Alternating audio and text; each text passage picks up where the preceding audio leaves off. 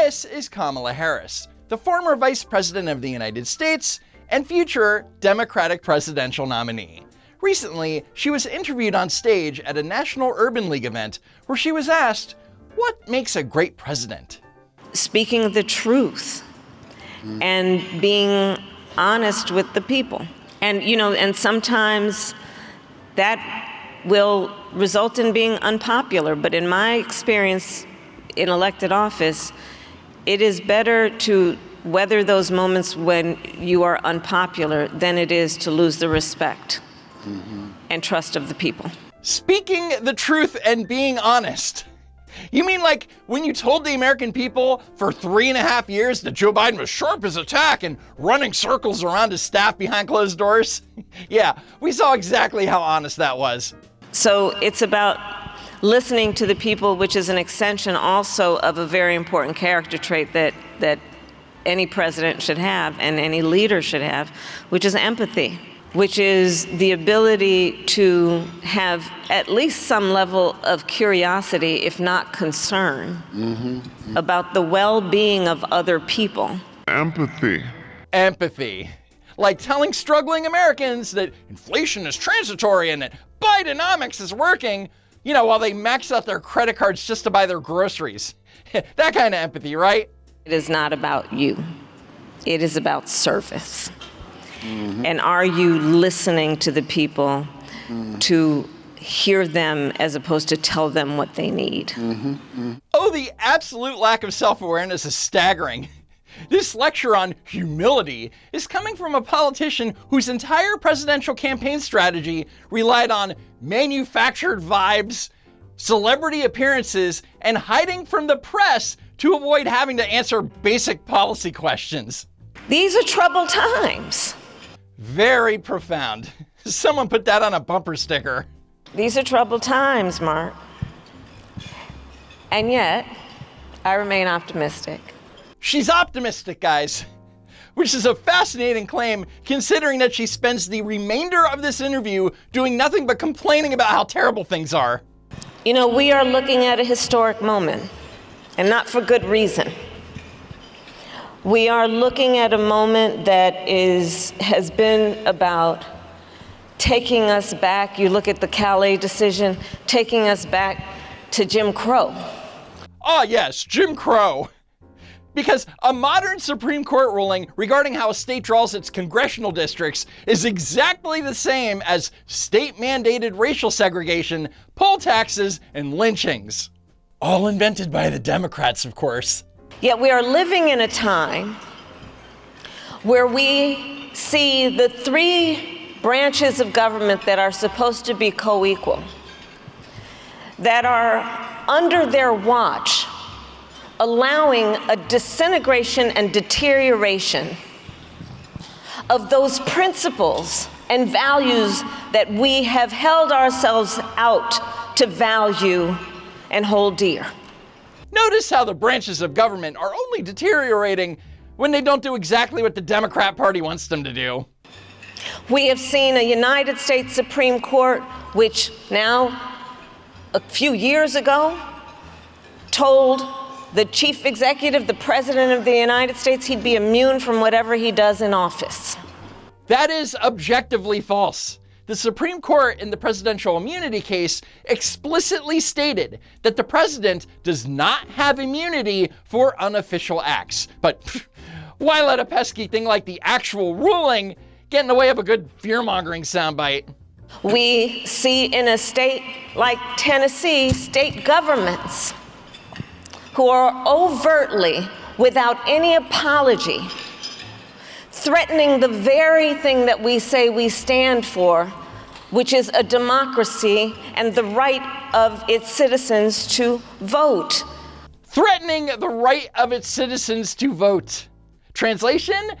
Tennessee is a red state that passed a law that Democrats didn't like. And then Tennessee redrew their maps that favored Republicans. But instead of debating the actual policy, we jump straight to, they're destroying democracy. A predominantly black city that has now been carved into 3 different districts, that is intended, that action to basically wipe out the black vote in any meaningful way in this state. She's talking about gerrymandering as if it's this exclusive right-wing racist invention.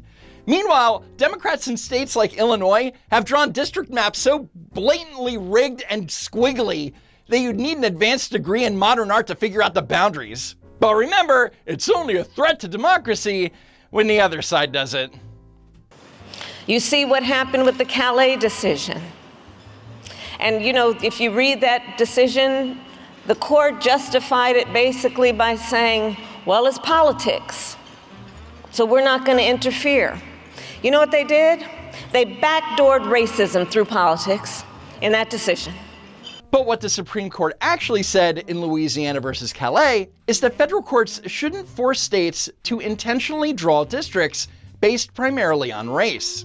The court ruled that drawing a map strictly to fulfill a racial quota is an unconstitutional racial gerrymander under the 14th and 15th Amendments. But to Kamala Harris, if you aren't explicitly drawing lines based exclusively on race, you're being racist.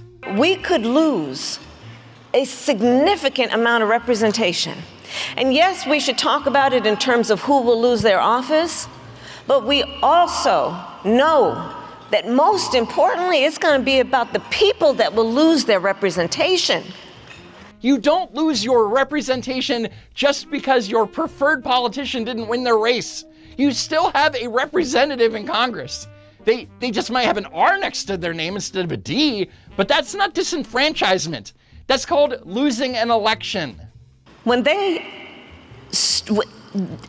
it's so unbelievable that they got rid of USAID. And you saw the recent numbers. As many as 600, 700,000 people have died because of withdrawing American aid. First of all, USAID legally still exists. It just had 80% of its funding slashed, and its remaining operations folded into the State Department. Second, that 700,000 death toll that she is casually tossing out isn't a confirmed historical fact. She's getting this number from the Center of Economic Policy Research. In December of last year, the CEPR wrote, "We estimate that the Trump administration's proposed aid cuts will be responsible for 515,000 lives lost each year using our gross estimates and over 700,000 using our net estimates, with lack of HIV drugs and vaccines as the primary causes." But in response to a similar claim from a Lancet study that came to a similar/flawed conclusion, Mark Weiner of Pirate Wires wrote, "This of course assumes we live in a fake world. A world in which DOGE's funding reductions remain in place through 2030, unlikely. Where the life-saving waiver the State Department actually issued doesn't exist, it does. Where Congress doesn't turn around and fund emergency AIDS relief at nearly its prior level, it did. And where 2 decades of built-up infrastructure, clinics, training, and supply chains evaporates the moment a grant lapses, it doesn't. And oh, I almost forgot. A world where the United States is the only country on Earth that could ever be moved to fund medicine for the poor." Translation? The 700K number isn't a real body count. It's a completely speculative, worst-case projection based on a hypothetical doomsday scenario that never actually happened. But that doesn't stop honest Abe Lincoln here from stating it as absolute fact as if she were reading it from a certified coroner's report. Meanwhile, you have people in America who are losing their health care every day, cannot afford their housing, cannot afford health care, cannot afford child care. Gee, I wonder who the tie-breaking vote was in the Senate on the massive spending bills that caused the historic inflation that made housing and childcare utterly unaffordable. Oh right, it was Kamala Harris. Did you notice the incredible shift in priorities though? In one breath, Kamala Harris is absolutely outraged that we aren't handing out endless billions of taxpayer dollars overseas. And in the very next breath, she laments that American families are drowning under the cost of basic necessities at home. Or maybe, just maybe, If we stop treating working class Americans like an endless piggy bank for foreign aid, they'd actually have enough money left over to take care of their own families. Just a thought. Gen Z is a bigger population demographically than boomers. Get comfortable with that, boomers. Yes, Gen Z is indeed a generation that exists. What an incredible observation. And I went to go meet with those students at North Carolina A&T, the largest HBCU in the country, who then told me about how they are in a fight because the elected officials in that state took the polling place from their campus. Took the polling place from the largest HBCU in the country. They took the polling place! I mean, she makes it sound like some cartoon villain swooped in a helicopter and hoisted the ballot boxes away in the dead of the night just to stick it through these students. But as always, actual reality completely ruins the narrative. Here's how Democrat super lawyer Mark Elias's Democracy docket described it. As black students silently protested, Republican state officials denied their request to provide a primary election early voting location at North Carolina A&T State University, the largest of the country's historically black colleges and universities. It's the latest in a string of recent moves by the state election board, which came under GOP control in May of last year, to restrict voting in the Tar Heel state. What Mark Elias and the outrage machine conveniently left out was one minor detail. According to the Guilford County Board of Elections, there has never been an early voting site at North Carolina A&T during any midterm primary election or midterm general election. The elected officials in that state took the polling place from their campus. How can you take away something that has never existed in the history of North Carolina's midterm elections? I couldn't tell you. But that hasn't stopped the Democrats from framing this as some major civil rights crisis. And to have something taken away in 2026 is just like a really big slap in the face, and it doesn't feel like progress. It feels like we're moving backwards. We are going to make sure that we support each other and trying to exercise our vote, even though it was taken from us. This is what democracy looks like! This is what democracy looks like! This is what democracy looks like! But this is all performative bullshit.